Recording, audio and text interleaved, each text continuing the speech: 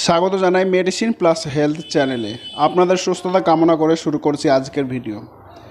আশা করছি এই ভিডিওটি যদি আপনি প্রথম থেকে লাস্ট পর্যন্ত দেখেন তাহলে কিছু না কিছু জ্ঞান অবশ্যই নিয়ে যেতে পারবেন, এতে আপনার উপকার হবে। আজকে আলোচনা করতে চলেছি আইন সম্পর্কে এবং কোন সময় সহবাস করলে বাচ্চা হবার সুযোগ বেড়ে যায় এই সম্পর্কে।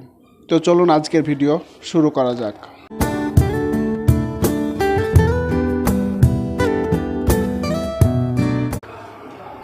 প্রথমে আমরা আলোচনা করব বা জানব বাচ্চা জন্ম হয় কিভাবে।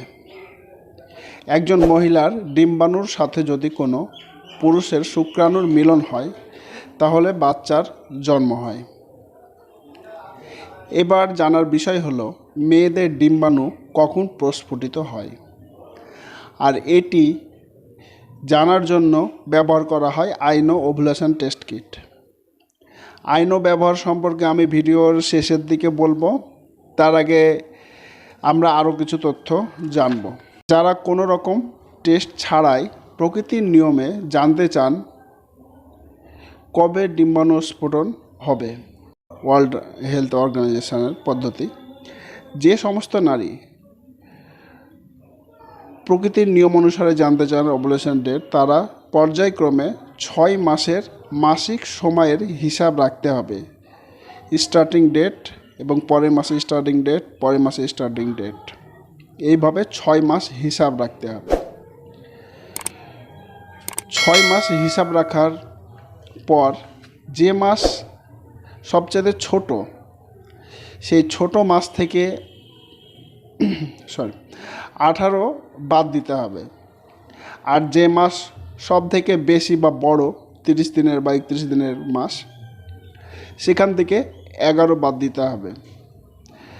যেমন করে যদি আপনার মাস যথাক্রমে 29 দিন, 24 দিন, 25 দিন, 28 দিন, 27 দিন, 30 দিন এইভাবে পর্যায়ক্রমে হয়ে থাকে, তাহলে সবচাইতে ছোট হচ্ছে 24। তাহলে 24 থেকে 18 বাদ দিলে হচ্ছে 6 দিন। আর সবচাইতে বড় এর মধ্যে হচ্ছে 30, তাহলে 30 থেকে 11 বাদ দিন, 11 বাদ দিলে হচ্ছে 19। তাহলে এখানে আমাদের ধরে নিতে হবে ডিম্বাণু স্ফোটনের সময় হলো মাসিক শুরুর 6 দিন থেকে 19তম দিন পর্যন্ত সম্ভাবনা বেশি। এই সময়ে সহবাস করলে বাচ্চা হওয়ার সম্ভাবনা বেড়ে যায়। তবে মাসিক যদি নিয়মিত হয় তবেই এই অনুসন্ধানটি সঠিক হবে। কারো যদি এটি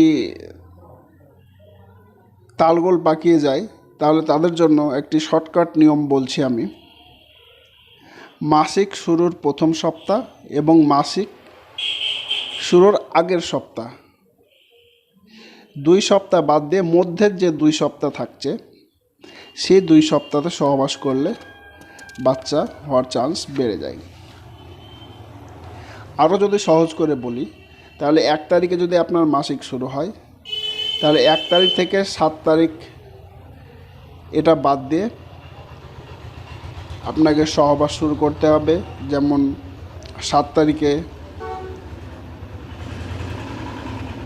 তারিখ বাদ দিয়ে যদি করেন, 7 তারিখে করতে পারেন, 6 তারিখ হতে পারে, 6 তারিখ করলেন সহবাস, তারপর 8 তারিখ করলেন, তারপর 10 করলেন, 12 করলেন, 14, 16, 18, 20, 22, 24, এইভাবে একদিন বাদ দিয়ে একদিন যদি আপনি সহবাস করেন তাহলে বাচ্চা হওয়ার চান্স বেড়ে যায়। অনিয়মিত মাসিক হলে এটা কিন্তু হবে না। অনিয়মিত মাসিক যাদের আছে তাদের জন্য একটি ভিডিও আমি করেছি অলরেডি, ডিসক্রিপশান বক্সে লিঙ্ক দেওয়া আছে, আপনি সেখান থেকে ক্লিক করে দেখে নিতে পারেন এই ভিডিওটি। কিছু গুরুত্বপূর্ণ তথ্য: ডিম্বাণু 24 ঘন্টা পর্যন্ত ভালো থাকে এবং শুক্রাণু যোনিপথে 3 থেকে 5 দিন বেঁচে থাকে। তাই সম্ভাবনা প্রবণ দিনগুলি মানে মধ্যের যে আপনার 14 দিন মধ্যের, মানে মাসিক শুরুর প্রথম 7 দিন, মানে 1 তারিখে মাসিক শুরু হলে প্রথম 6 দিন বাদ, তারপর থেকে 2 সপ্তাহ হচ্ছে প্রবণ দিন এইগুলো নিয়ে বাচ্চা হওয়ার সম্ভাবনা থাকে। আবার লাস্টেকার 1 সপ্তাহ বাদ, এই দিনগুলোতে একদিন বাদ দিয়ে একদিন সহবাস করতে হবে, কারণ যোনিপথে 3 থেকে 4 দিন শুক্রাণু বেঁচে থাকে, সেই জন্য একদিন বাদ দিয়ে একদিন সহবাসটা করতে হবে। এবার আসি আইনো কার্ড কীভাবে পরীক্ষা করতে হবে। এত আলোচনার পর আপনাদেরকে বলতে হবে না কোন দিনগুলোতে পরীক্ষা করতে হবে, কীভাবে পরীক্ষা করতে হবে সেটাই বলছি। একটি পরিষ্কার পাত্রে সকাল 10টা থেকে রাত্রি 8টা পর্যন্ত যে কোনো সময়ে প্রস্রাব ধরুন, বিকাল হলে সবচাইতে ভালো হয়। এবার আইনো কার্ডটি নিয়ে এস খাজ আছে, সেই এস খাজে 3 থেকে 4 ফোঁটা মূত্র দিয়ে দিন। তারপর 5 মিনিট অপেক্ষা করুন। এবার 2টি দাগ যদি আসে তাহলে ডিম্বাণু বর্তমান আছে, আর 1টি দাগ থাকলে ডিম্বাণু নেই। আর কোনো দাগই যদি না আসে তাহলে কার্ডটি ভুল, আবার পরীক্ষা করতে হবে। ডিম্বাণু থাকলে তো ওই তো পরপর 2-3 দিন আপনার সহবাস করতে হবে, কারণ আপনি কার্ড দিয়ে পরীক্ষা করে যাচাই করে তারপরেই আপনি সহবাস করছেন, সেহেতু আপনার পরপর 2-3 দিন সেই ডিম্বাণুর দিনগুলো সহবাস করবেন। আর অনুমান করলে একদিন বাদ একদিন করলেই হবে। অবশেষে বলতে চাই, বাচ্চা না হবার পিছনে ছেলে মেয়ে উভয়েরই দোষ বা অসুখ থাকতে পারে, তাই মেয়েরা গাইনোকোলজিস্ট ডক্টরকে দেখান এবং ছেলেরা এন্ডোক্রিনোলজিস্ট ডক্টরকে দেখান, বা ছেলে মেয়ে উভয় এন্ডোক্রিনোলজিস্ট ডক্টরকে দেখাতে পারেন। তো এই ছিল আজকের ভিডিও। বন্ধুরা, যদি ভিডিওটি ভালো লেগে থাকে অবশ্যই লাইক, কমেন্ট, শেয়ার, সাবস্ক্রাইব অবশ্যই করবেন, কারণ আপনাদের এইগুলোর জন্য লাইক, কমেন্ট, শেয়ার, সাবস্ক্রাইব এই জন্যই আমরা ভিডিও করছি।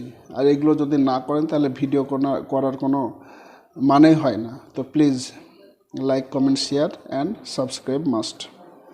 দেখা হচ্ছে পরের ভিডিওতে। ভালো থাকবেন।